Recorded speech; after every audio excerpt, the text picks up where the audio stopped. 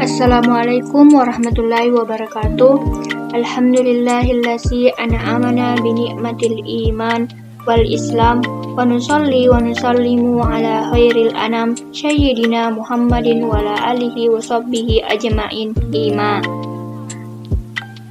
Sebelum menyampaikan apa yang akan saya sampaikan, tidak lupa dalam kesempatan ini, lebih dulu saya sampaikan rasa syukur yang sedalam-dalamnya karena saya dapat diberikan kesempatan untuk mempresentasikan materi bentuk-bentuk pemusnahan atau tempat pembuangan akhir sampah. Langsung saja, saya dari jurusan Teknik Perencanaan Wilayah dan Kota, Fakultas Sains dan Teknologi Universitas UIN Alauddin Makassar.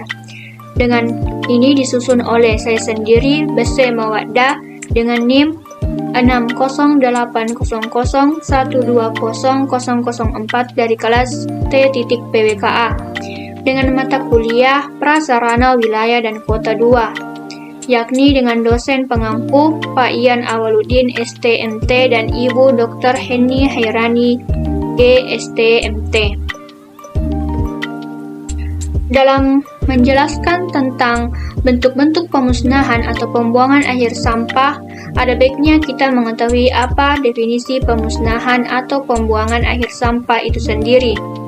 Menurut Standar Nasional Indonesia, tempat pembuangan akhir atau TPA, sampah adalah sarana fisik untuk berlangsungnya kegiatan pembuangan akhir sampah berupa tempat yang digunakan untuk mengkarantina sampah kota secara aman tentunya. Bentuk-bentuk pemusnahan atau pembuangan akhir sampah ada 3. Yang pertama, sanitary landfill, yang kedua, control landfill, dan yang ketiga, open dumping. Sanitary landfill merupakan lahan uruk yang telah memperhatikan aspek sanitasi lingkungan. Sampah diletakkan pada lokasi cekung, kemudian sampah dihamparkan hingga lalu dipadatkan untuk yang nantinya kemudian dilapisi dengan tanah penutup harian setiap hari akhir operasi dan dipadatkan kembali setelah 10% hingga 15% dari ketebalan lapisan sampah untuk mencegah berkembangnya vektor penyakit, penyebaran debu, dan sampah ringan yang dapat mencemari lingkungan sekitarnya. Yang dapat kita lihat di layar secara bersama gambar dari sanitary landfill. Lalu, pada bagian atas timbunan tanah penutup harian tersebut dapat dihamparkan lagi sampah yang kemudian ditimbun lagi dengan tanah penutup harian. Demikian seterusnya mengulang hingga terbentuk lapisan-lapisan sampah dan tanah. Bagian dasar konstruksi sanitary landfill dibuat lapisan kedap air yang dilengkapi dengan pipa pengumpul dan penyalur air lindi yang terbentuk dari proses penguraian sampah organik. Bentuk ini merupakan cara yang ideal namun memerlukan biaya investasi dan operasional yang tinggi. Adapun kelebihan dan kekurangan dari sanitary landfill. Yang pertama, kelebihannya dapat menerima berbagai tipe sampah. Yang kedua, fleksibel terhadap fluktuasi kuantitas sampah. Yang ketiga, lahan dapat digunakan kembali setelah pemakaian. Adapun kekurangan dari sanitary landfill, yang pertama, aplikasi sistem pelapisan dasar atau liner yang rumit. Yang kedua, aplikasi tanah penutup harian yang mahal. Yang ketiga, aplikasi sistem lapisan penutup akhir. Bentuk yang kedua yaitu control landfill. Control landfill atau lahan uruk terkendali diperkenalkan oleh Departemen Pekerjaan Umum pada awal tahun 90-an. Merupakan perbaikan atau peningkatan dari cara open dumping, tetapi belum sebaik sanitary landfill. Pada skema ini, pelapis dasar berupa lapisan geomembran.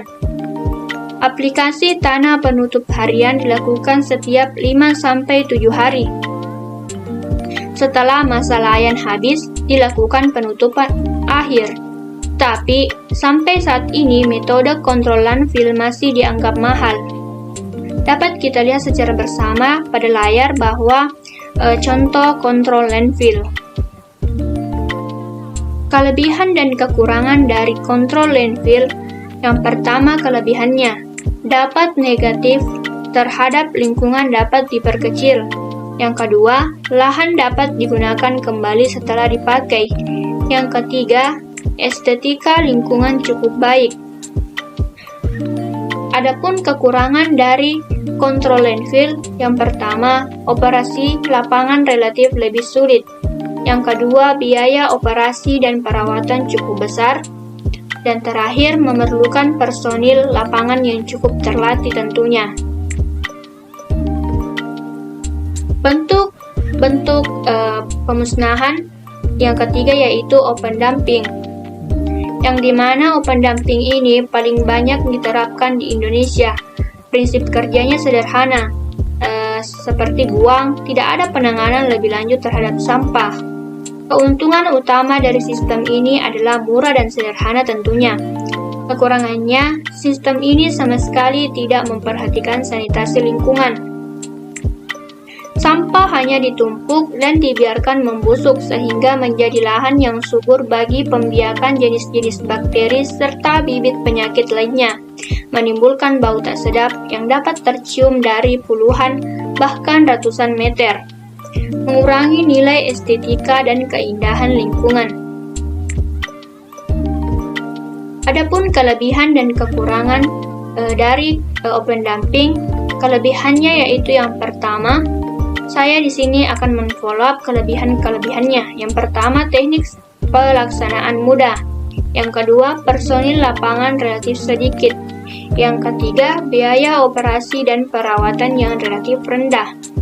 Adapun follow up dari kekurangan open dumping, yang pertama, terjadi pencemaran udara oleh gas, bau, dan debu. Yang kedua, pencemaran air tanah oleh air lindi. Yang ketiga, risiko kebakaran cukup besar. Itu saja dari presentasi saya. Terima kasih. Wassalamualaikum warahmatullahi wabarakatuh.